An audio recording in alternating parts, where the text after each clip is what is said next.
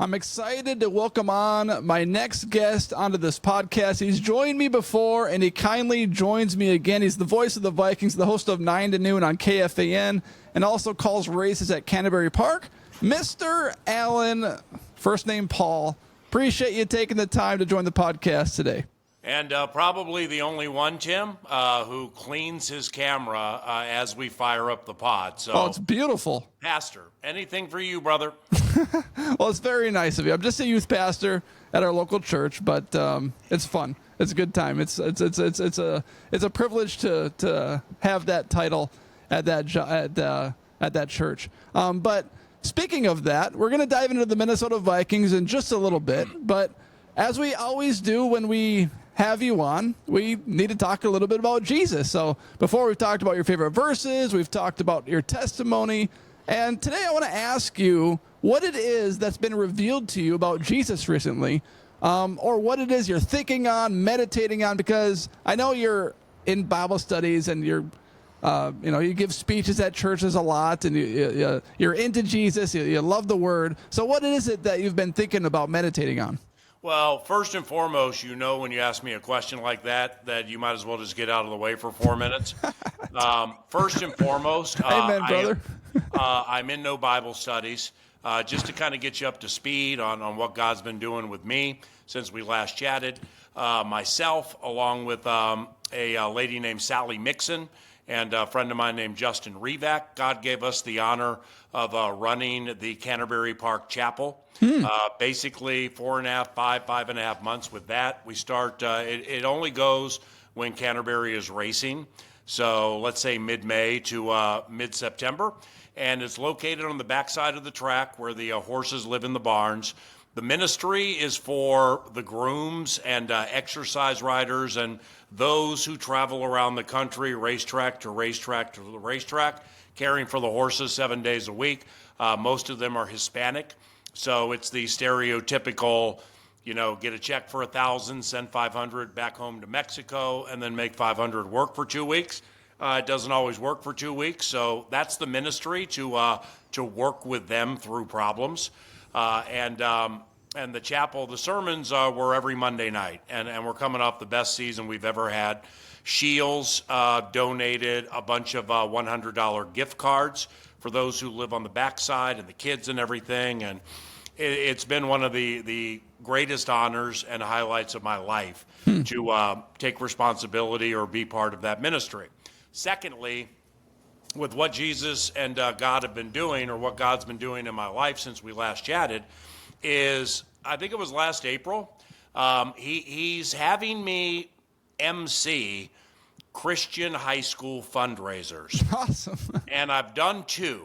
All right. Now, what I do is, with the help of my teacher, Pastor Wes from Faith Family Church, my church, faithfamilymn.org, I put it together. Then Wes kind of finalizes it for me. And so what we do is I'm doing something called Unity, and it builds up to Ephesians chapter 6, verses 10 to 17, the whole armor of God. Mm-hmm. And then it gets into imaging the Trinity, which with God, Christ, and the Holy Spirit, that has been in unity, serving each other for eternity. And, there's a passage in John of how the Holy Spirit was given to the world, then another passage in John about Jesus fulfilling God's will, then Philippians 2:9, the Apostle Paul writes that God gave Jesus the name above all names. So I tie that together at the end, and I just, it's the way God has had me craft these 2.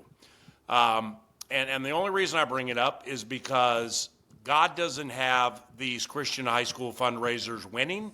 He has them crushing.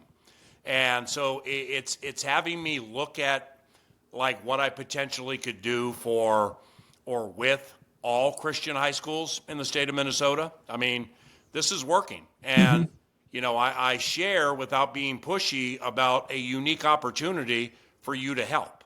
And you should be eager to help, and you should want to outserve each other. Because like at Southwest Christian High School, it was for scholarships for those who can't get in, don't have the money. And at New Life Academy in Woodbury, it was for expansion. That's a good problem. It's an oxymoron. A Christian high school needs more space. So, I never say I preach, because pastors they've spent all their lives preaching. And then God 5 years ago revealed to me that he was man on earth through Christ. I had no idea what the gospel of Jesus Christ was, even though I believed in God. And he revealed all that to me 5 years ago. So honestly, the least I can do is to get to these schools and get with the donors and the parents. And, we'll usually have between 750 and about 2,000. Tie that whole thing together. And just to remind them, do you think the devil wants New Life Academy to expand? No. Absolutely not. He wants what is taught at home, Christian values, and we're all going to sin, but Christian values. He wants them undone when you leave home.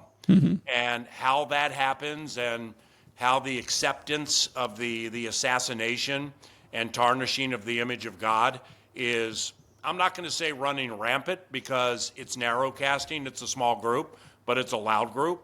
It just really, it just hurts me how diminished to so many, and just how insignificant to so many the true image of God is. So, that's what I've been doing, and I'm going to seek these Christian high schools very soon.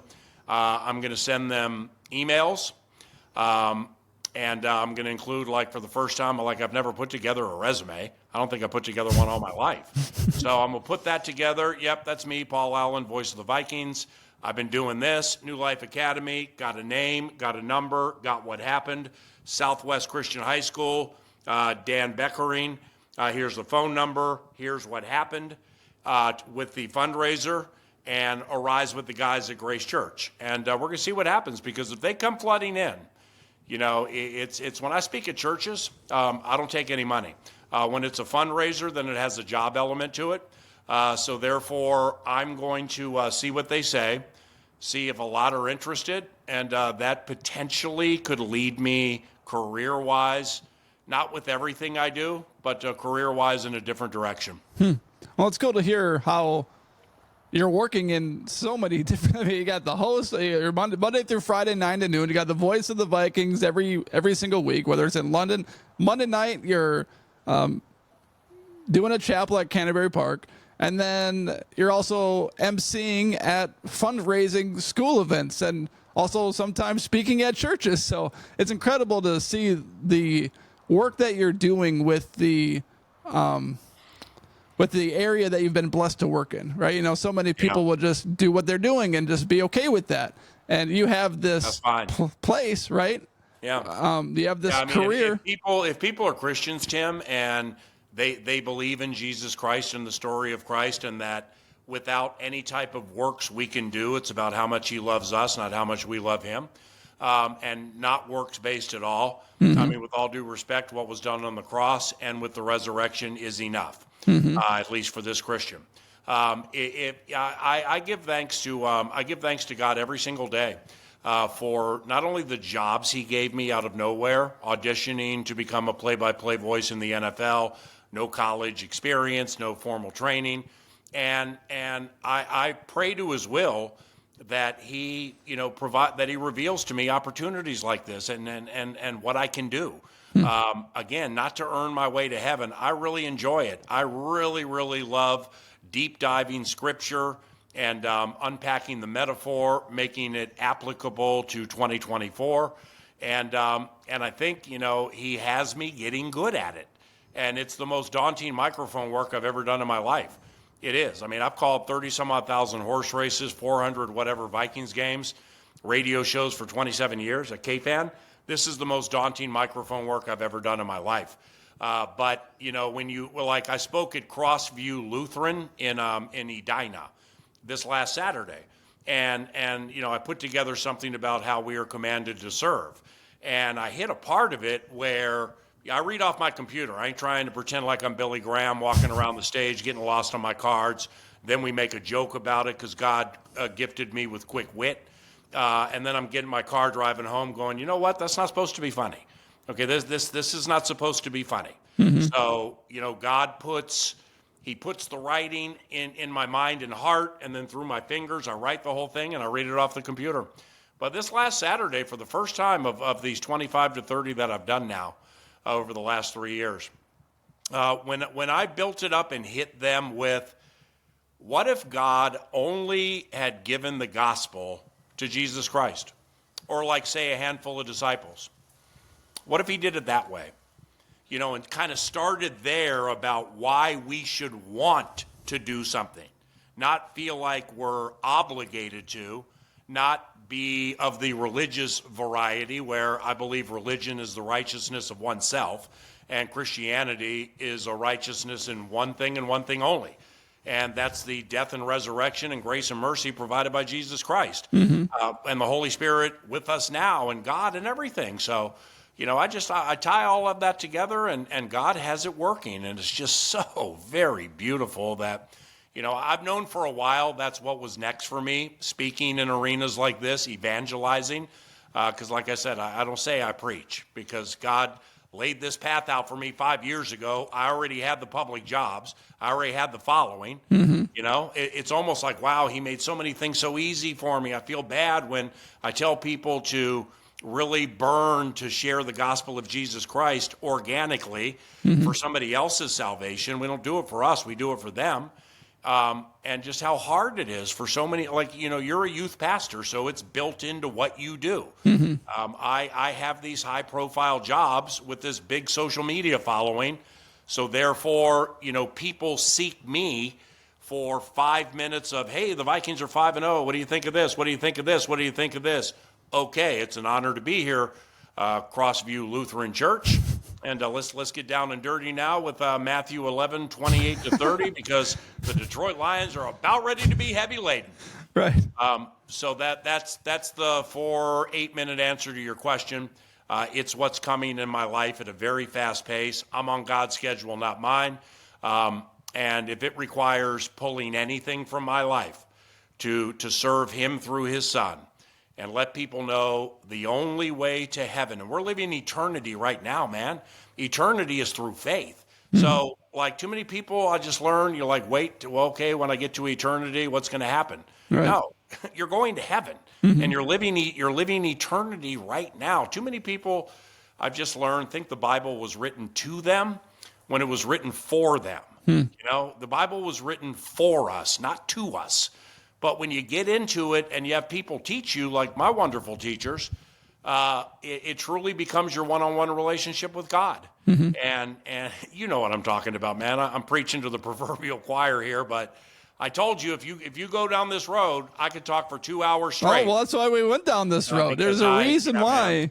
Yep, I love it. There's a reason why that I open every single time our discussions with the chat about Jesus. You know, people come to hear Minnesota Vikings talk, and I'm here, and we're going to talk about it shortly. But what they're first going to hear, is, like, if they don't skip through it, is a 13-minute discussion on how Jesus has impacted your life. So there's a reason why I asked that question first, because I want this podcast to first glorify God.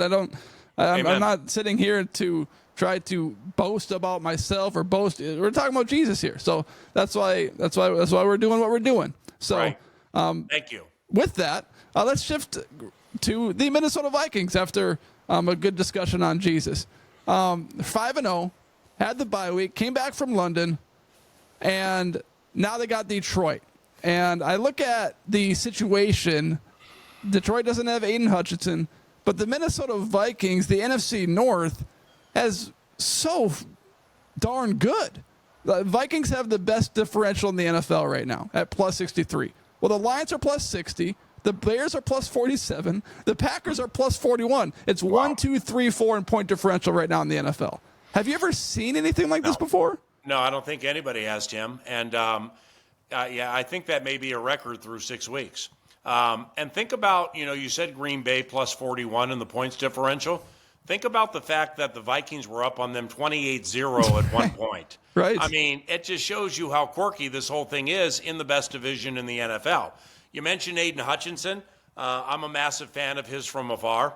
I thought he was the best overall player in the draft like 3-4 years ago. And so he's out for the year with that broken tibia. That sucks for them. Now for the Vikings, I just caught word, like a lot of people did on social media, that it seems like our leading tackler, Blake Cashman, may not play in this game. It's really difficult, and Aaron Jones, I guess, missed practice. So I'm not sure what's up with Aaron, but with Blake, it's difficult to complain about injuries when a team just loses Aiden Hutchinson. Right. But again, it's our team, and I'm just going to put it like this: this is a rough game to not have Blake Cashman. It's not like Camus Grugier-Hill, along with Ivan Pace and whatever else Brian Flores does here with Josh Metellus. It's not like they can't cover it, because they can. But Cashman is really, really good. I had no idea how good Blake Cashman was when he was playing with Houston and the Jets, but he fits this Flores defense like the proverbial glove. And he's really good against the run, and he's really good on the pass. And the reason I bring that up is because all these tricks, the double passes, throw to the offensive linemen, Detroit's offense is brilliant. Yeah. Ben Johnson's work against the Dallas Cowboys and the way he mixed up chicanery with a status quo like normal play, it was unbelievable. I mean, I was just fascinated in watching it back. And they want to run David Montgomery and Jahmyr Gibbs at you, and they want to do it hard. And that's what starts the Detroit Lions offense. So you'd like to have your best players out there, your overall best players, to stop that. But they'd like to have Aiden Hutchinson rushing Sam to make sure Justin doesn't get 200 on him. So this game's unbelievable. Right. A lot of fun matchups to look at in this game, especially. But you're talking about the Minnesota Vikings defense a little bit. And through the first 5 weeks of the year, the Vikings defense has thrown every single quarterback they face off their game, whether it's Rodgers, Love, Brock Purdy, Daniel Jones, C.J. Stroud. You're looking at some of the best quarterbacks in the league, and every single one of them has struggled against Brian Flores' scheme. What is it about this Vikings defense that makes it so special? It's unpredictability, where, like Game 1 against the Giants, Van Ginkel with an unbelievable pick six. Game 2, Cashman has 13 tackles, a sack, and 3 passes defensed. The Texans game, Grenard sacks his former teammate 3 times. The Packers game, Byron Murphy's getting picked on, and they can't stop it. Then all of a sudden, Love gets cocky and just loops up this punt into the end zone. It was embarrassing, and Murphy picks him off. And then he punched one away from Tucker Kraft. So just look at that. I mean, you're down on yourself. You're heavy laden. You're looking for rest. You're looking to yoke up with the winner's circle. And all of a sudden you're picking off passes and punching out balls. So the unpredictability and the way these guys bounce back from problems and solve problems, fascinating, beautiful. A bunch of scholars of the game. Flores is brilliant. He attacks fire with fire, and he's good at it. It's not pride goes before the fall. It's not valor the better part of discretion. No, he's good at it. Competitive arrogance is a term that I've been using a lot on the 9 to Noon radio show of late, because if you're competitively arrogant, that's a compliment. That doesn't mean you're an arrogant person. That means you're just kind of like, well, I think my stuff's better than yours, and we're competing, and I'm going to beat you. Well, that's competitively arrogant. It's kind of the ultimate sports compliment. Flores is that. Now, Ben Johnson, the offensive coordinator for the Lions, he's going to be a head coach next year. I mean, he's really, really highly touted and hyped. Yeah. Turned down 2 jobs last year. Ben Johnson and what he wants to do, and he's all healthy. And then you got Flores with what he's done, 67 yards against the run, like the fewest first downs running, the fewest rushing touchdowns, 3.6 yards per carry. What Flores group has done, this is old school Ali and Joe Frazier, Thrilla in Manila, mental heavyweight fight coming. Maybe you have inside knowledge of this situation, or maybe it's just an estimated guess. Is there any chance Brian Flores returns to the Minnesota Vikings next year? Absolutely. I mean, he's part of a lawsuit against the NFL. So it's Flores, he with how he runs defense, how he works with man, and the fact that he's been a head coach, and the defense last year did some really good things despite having to put a lot of stress on players because of injuries. He didn't get one call. I mean, he didn't get one team being like, hey, come here and interview and let's see what you're all about. So, again, he and a couple others, I think, are suing the NFL over things that transpired, I believe, back in the Miami days, whatever. Yep. My relationship with Brian is first and foremost that of faith and prayer. Then after that, kind of talking about the other team a little. I don't, I never bring this stuff up to him, but I know what's going on. I love Brian. I've gotten really close with him the last year, and I really hope he stays around here forever, quite honestly. Right. Shifting focus to the opposite side of the ball now. Sam Darnold, my expectation going into the season, okay, let's just hope he can resurrect his career with O'Connell. Let's just hope that he can move the chains, make some throws to Jefferson, Addison, Hawkinson, the whole bit. But now my expectation has completely shifted. I went from just hoping that Darnold would make some throws to now expecting that he's going to make touchdown passes and thread the needle and make these dynamic passes down the field to the Minnesota Vikings wide receivers. I compared it a little bit to 2009 Brett Favre. That's just how it feels to me. Is there something special about Sam Darnold in the Minnesota Vikings season that you're seeing? Well, if they win Sunday, Tim, it'll be the first time since 2009 they started 6-0. Wow. And that year we went into Pittsburgh 6-0 and lost. Favre dropped it a couple of times. I think Lamar Woodley might have had a scoop and score. It was the game Adrian Peterson completely trucked William Gay in the middle of the field. Yeah. That 09 comparison just kind of triggered that. Well, Sam was the third overall pick in the 2018 draft for a reason. Right. And it's not just because he went to USC. They vet them out so hard that for you to go third and not work out the way they thought it would, that's antithetical to how it's supposed to go in that spot. So now do you put it on Sam or do you put it on the team? It's obviously a combo platter there. But the skill set and the talent he has here, an extremely aggressive and relatable with this day and age of man head coach and play caller, and Kevin O'Connell's better than anything he's ever had as a starter. So he has a strong arm. He can move. He has a swivel. He looks around the field. He spits it out coherently in the huddle and is not afraid to change. That there are a lot of great first-round type characteristics to Sam Darnold. Now, in the Jets game, when Aaron Jones went out, it changed, okay, and it changed dramatically. And now Jones isn't practicing. And the way I'm looking at it with Sam is, up to that Green Bay game, he was first in the NFL inside the 20 in the red zone for completion percentage, 76, and touchdowns. I think it was 10 or 11 at that time. Then from the second half on in the Green Bay game through the Jets game, he hasn't completed a pass inside the 20. Well, the other problem is they've only been in there 4 times in the last game and a half. So the last red zone completion he had was with 5.5 to go in the first half at Green Bay, 14-yard touchdown to Jefferson. That's, if things come back a little and there's a regression to whatever, okay. I mean, he was the September NFC Offensive Player of the Month. He's in an MVP conversation after September. So Right. If something comes back, I get it. But the red zone, the inside the 20 bit can't come back. The Vikings are too good at it. O'Connell, Wes Phillips, Josh McCown, and specifically tight ends coach Brian Angelico. Angelico's an inside the 20 savant.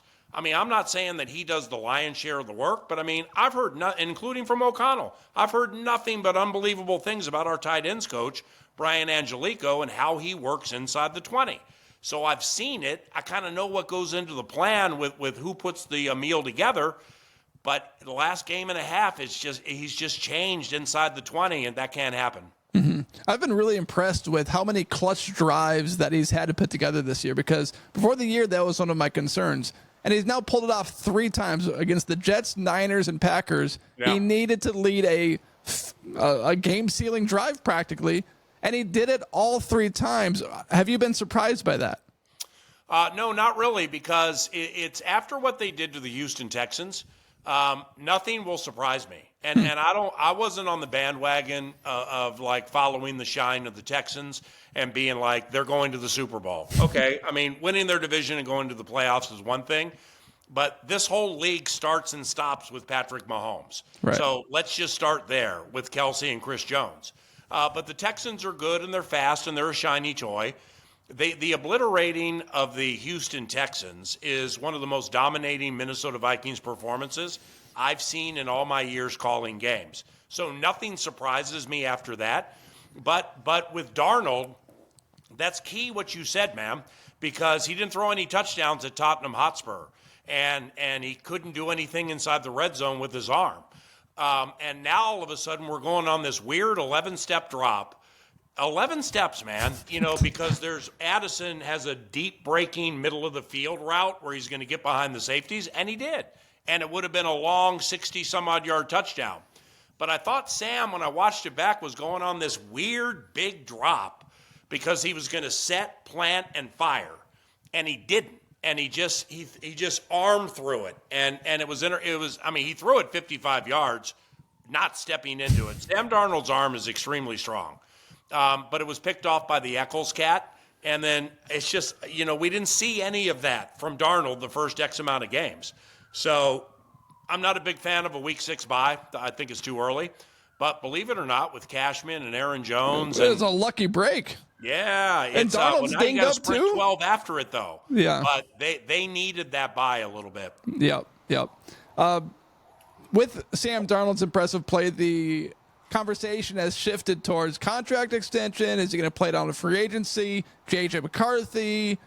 Where do you stand on that whole thing? Do you think 2025 is JJ McCarthy's team? McCarthy's the quarterback when O'Connell feels he's ready to be the quarterback. Yeah. That's it. Okay. I mean, he I shared this on my radio show without oversharing secrets. Sam Darnold was starting the New York Giants game all the way back to May. Yeah. Or whenever minicamp was, June. Right. Sam Darnold was always starting that game. And that's the right thing to do. Mm-hmm. Now Jaden Daniels has come out of the gate looking like he's played for 10 years. Caleb is starting to come together a little better. I still think he wants to run before he wants to throw. And I question his swivel at this stage, looking around the field, scanning the field. Bo Nix is in and out. You don't want to have to use these quarterbacks if you don't have to, especially a commodity like J.J. McCarthy. So I don't know when it's going to be, but when O'Connell believes J.J. McCarthy is up to snuff and ready to go, he's the quarterback. And Vikings fans should look at it like you should hope Darnold commands some $100 million Kirk Cousins type deal, because it probably would go to another team. So if it's in the NFC, you would strap that team a little bit, and you have your quarterback behind him. And that also means you were really, really good.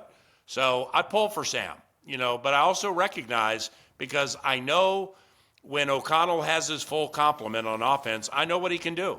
I saw what he did last year, with that 4-quarterback thing, and just squeezed everything out of the offense he could, and didn't have any form of running game last year, and they kept fumbling. So I know what O'Connell and this group can do, but into it, I didn't know what Sam could do. So I find most of the pressure here to be on Sam Darnold. So far, he's come through. Time for two more. Here's my theory on the Cam Akers trade. Vikings play 2 games in 5 days. They're coming up the bye week. Aaron Jones got injured. You don't want to play him twice in 5 days coming off an injury. So you bring in depth, bring in Cam Akers. Am I right or wrong in that theory? I like that. I like it a lot. And when I was talking about it this morning, 9 to noon, KFAM, I didn't put into the equation the Rams game, 2 games in 5 days. I'm not going to rule out Aaron this weekend. Now, with Ty Chandler, man, I love Ty. He goes to all of our chapels, and he's part of the prayer group. I mean, Ty's my kind of guy. I just love him. But that, when he was the bell cow at London, you got to pitch to him, and it's clanking off his hands, and the pass protection last year was bad, and I think he's gotten better at it. But I just wonder how much of this is Kwesi Adofo-Mensah and Kevin O'Connell getting together and being like, they know what they're going to get from Cam Akers, okay? And by the way, O'Connell told me this into the Texans game, because he, when I'm doing my pregame interview with O'Connell to talk about the game, airs about 5 minutes before the game on KFAM, and he loves Akers, so he's rhapsodizing Akers. And then he said something like, oh, and he can throw too. So I'm like, true. I got into Pro Football Reference. I'm like, what? Where do you find this? Then I went back to Florida State. And Cam throws left-handed. And, boy, he has an arm. Holy cow. And O'Connell likes tricks. He does. So there are many reasons that Cam Akers is here.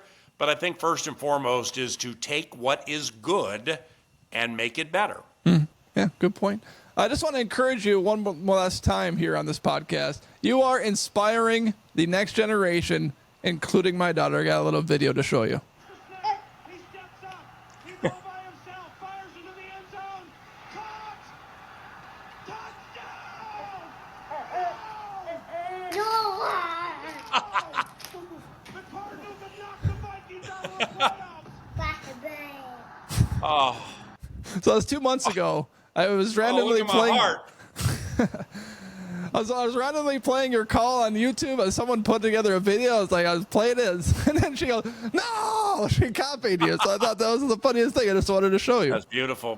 What a beautiful daughter too. That's really cool. There's a child who she got startled. She was with her mom driving, listening to the Vikings game, and she got startled when the radio was a little loud, from what I hear. And I went, and boom! Minnesota Vikings football is in the air.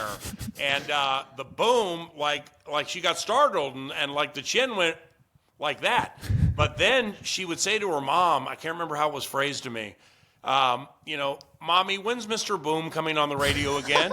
So I'm called Mr. Boom. And so therefore, every Vikings game, whether it's 8:30 in the morning, noon, 3:25, or 7, whatever, from SoFi, that little girl, who I think is 3 or 4, I think she's 4, she just sits there and waits for the boom! That's awesome. Minnesota Pastor Tim football is in the air. That's so awesome. PA, enjoy the Lynx great. game tonight. Appreciate you taking the time to come on God bless you. and rock it up at Target Center. Oh, I can't wait. Yes, taking my son, Senor Smiley, to the Lynx New York Liberty game.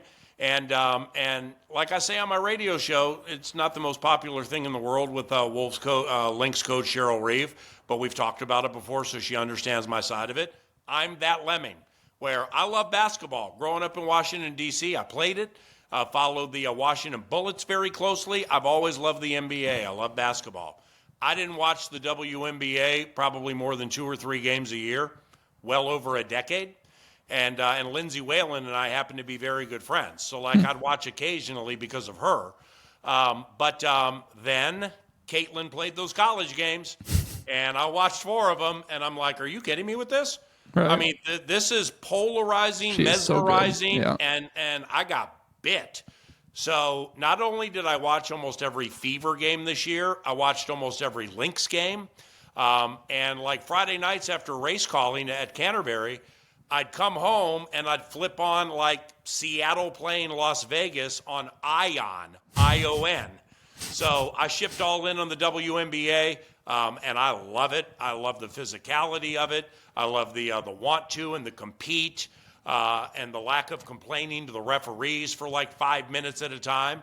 Yeah, I love it, and very blessed to go to that game tonight with my son. That's great. Do you like watching the Orlando Magic more or the WNBA?